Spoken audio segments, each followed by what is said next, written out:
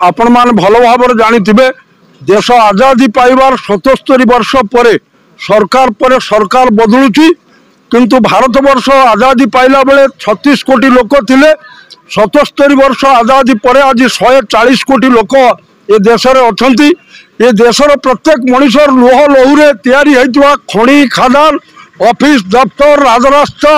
Indian airlines तो आरंभ करी विद्युत शिक्षायतन स्वास्थ्य व्यवस्था आज सबको नरेंद्र मोदी सरकार आज समस्त बेसरकारी कॉर्पोरेट मालिक अदानी अंबानी टाटा बिरला तांको हाथ में टेकी दौची साग दर देशवासी परमिशन न नहीं समस्त राष्ट्रायत्त शिल्प कल कारखाना को बिक्री कर दौरान 70% लोक जो मैंने कृषि पर निर्भर करते अन्नदाता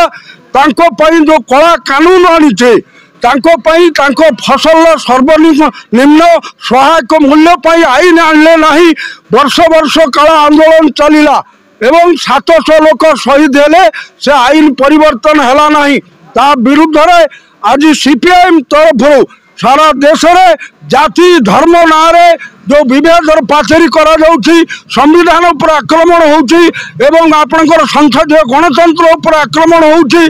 तेणु तारी विरुद्ध रे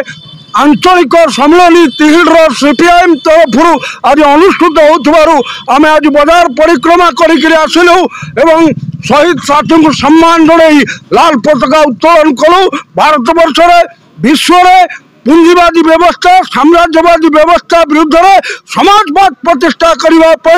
ये लड़ाई आमर जारी रही।